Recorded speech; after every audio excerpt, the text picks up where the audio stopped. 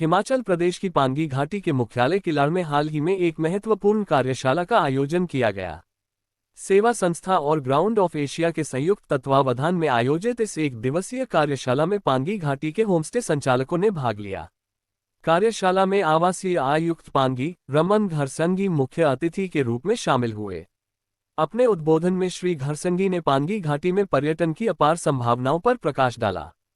उन्होंने कहा कि इस क्षेत्र में पर्यटन को बढ़ावा देने से रोजगार के अवसरों में उल्लेखनीय वृद्धि होगी।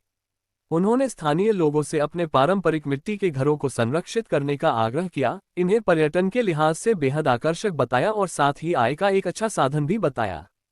सेवा संस्था के संस्थापक डॉक्टर हरेश ने कार्यशाला में उपस्थित होमस्टे संचालकों को सरकार द्वारा संचालित विभिन्न योजनाओं की विस्तृत जानकारी प्रदान की। ग्राउंड ऑफ एशिया के सदस्य स्वप्निल चौधरी ने सेवा संस्था द्वारा पांगी घाटी में किए जा रहे कार्यों पर प्रकाश डाला।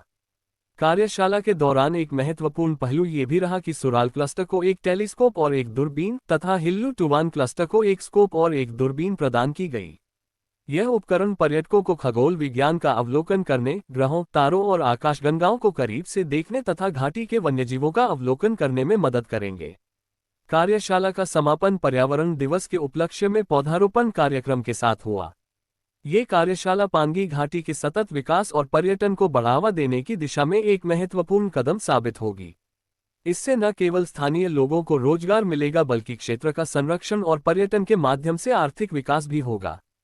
पांगी न्यूज 24 की इस रिपोर्ट से स्पष्ट होता है कि पांगी घाटी में पर्यटन के विकास के लिए एक व्यापक और समग्र दृष्टिकोण अपनाया जा रहा है। मैं भुटानी कॉटेज होमस्टे चलाता हूं सुराल से। आज इस टूरिज्म को लेकर सेवा संस्था द्वारा और उप मंडल अधिकारी श्री रमन घरसिंह जी की उपस्थिति में आज एक टूरिज्म को लेकर कार्यशाला का आयोजन किया गया, जिसमें टूरिज्म को लेकर किस तरह से टूरिज्म को हैंडल करना और किस तरह से लोगों में जागरूकता उत्पन्न करना, इस विषय पर आज चर्चा हुई और हम सब जागरूक होकर एक टूरिज्म को नए आयाम देंगे पांगी में, इस विषय को लेकर आज चर्चा हुई।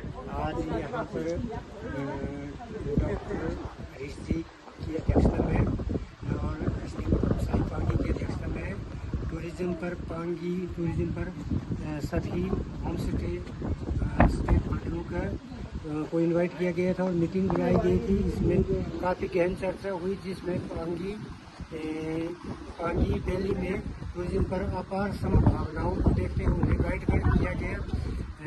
टूरिस्ट का यहाँ पर दौर बढ़ने वाला है और उसको बढ़ाने के लिए हमारे यहाँ के जो स्टेक होल्डर हैं उनको शिक्षित किया गया, उनको प्रशिक्षण दिया गया कि कैसे टूरिस्ट को अटेंड करना, कैसे अपने होम स्टे को चलाना है, कैसे उनको भोजन की व्यवस्था, रहने की व्यवस्था, साफ सफाई की व्यवस्था, साथ में सिंगल यूज प्लास्टिक का भी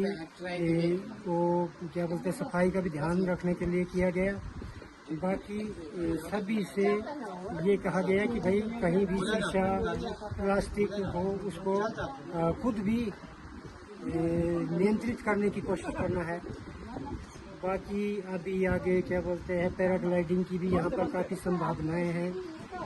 कई जगह पर सड़कों की दिक्कत है, कई जगह पर पानी की दिक्कत है, उसके लिए भी आश्वासन दिया गया है। एसडीएम साहब से भी और डॉक्टर साहब ने भी आश्वासन दिया कि इसके लिए हम आगे सरकार से निवेदन करेंगे और टूरिज्म को अधिक से अधिक बढ़ावा देने की कोशिश करेंगे। धन्यवाद।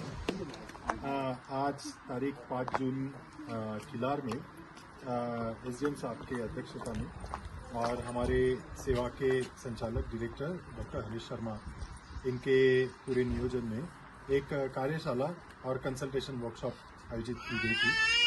इसका मकसद था कि पांगी में एक यूनिक टूरिज्म मॉडल डेवलप करने का और उसका एक जो प्रयास है उसके ऊपर हमें आगे क्या कदम बढ़ाने हैं, उस चीज़ों के बारे में हम लोगों को बात करनी थी, उसके बारे में डिस्कशन करना था। और उसमें सारे जो हमारे स्टेक होल्डर्स हैं, वो स्टेक होल्डर कौन हो गए, हमारे होम स्टे के सारे संचालक, उसके साथ साथ में महिला गठ, उसके बाद में युवा मंडल, प्रजा मंडल के कुछ साथी, उसके साथ साथ में पांगी एफपीओ इसके कुछ प्रतिनिधि और पांगी टूरिज्म डेवलपमेंट कमेटी इसके जो भी मेंबर्स है वो सारे आज यहाँ पे आए हुए थे। लगभग 2 या 3 घंटे जो मीटिंग चली, जिसमें टूरिज्म प्रमोशन तो एक मुद्दा था ही, उसके साथ साथ में सबसे बड़ा मुद्दा और अच्छा मुद्दा जो बाहर निकल के आया वो था पर्यावरण की संरक्षण करना, उसकी रक्षा करना, जंगली जीव, वनस्पति, जड़ी बूटियां इत्यादि का एक्सेस से एक्सट्रैक्शन ना हो, उसको सस्टेनेबल मायने से किस तरीके से किया जा सकता है, उसके लिए काफी अच्छे सुझाव आए। पांगी टूरिज्म मॉडल में ये यूनिक मॉडल इसलिए क्योंकि यहाँ के जो भी सारे होम स्टे के संचालक है या जो भी टूरिज्म से जुड़े हुए हमारे स्टेक होल्डर है, उनका सबका एक चीज के ऊपर एक कहना हमेशा कायम है, वो है कि यहाँ पे बहुत ज्यादा प्रदूषण नहीं करना है। जिसका मतलब है कि प्लास्टिक प्रदूषण नहीं होना चाहिए, हमारे जंगल बचने चाहिए, जंगल सिर्फ बचने ही नहीं चाहिए, जंगलों का और ज्यादा उद्धार भी करना चाहिए, जैसे कि थांगी और नीलगोजा ये जो पेड़ है ये हम लोग और लगाने वाले हैं और ज्यादा से ज्यादा जो वन्य जीव है उसका संरक्षण करने वाले हैं। जो वर्कशॉप थी, हमारा उद्देश्य ये था कि पांगी घाटी में टूरिज्म को कैसे बढ़ावा देना है। आज स्थानीय लोगों के साथ मिल करके आज यहाँ पर वर्कशॉप रखी गई थी और लगभग 45 के करीब होम स्टे ओनर्स जो यहाँ पर आए थे, उनकी जो डॉक्यूमेंट उनकी वेरिफिकेशन की गई। एसडीएम महोदय यहाँ पर खुद आए थे, डिपार्टमेंट के लोग थे और साथ में टूर ट्रैवल एजेंसीज जो यहाँ पर पांगी में नए लोग आगे आ रहे हैं, टूरिस्ट गाइड यहाँ आगे आ रहे हैं और कैंपिंग साइट डेवलप हो रही है। तो जो भी लीगल डॉक्यूमेंटेशन थी आज हो चुकी है और एक हफ्ते के अंदर अंदर सभी को लाइसेंस दिए जाएंगे। जैसे कि आप देख रहे हैं, पांगी टूरिज्म एक उभरता हुआ क्षेत्र है ये टूरिज्म की दृष्टि से।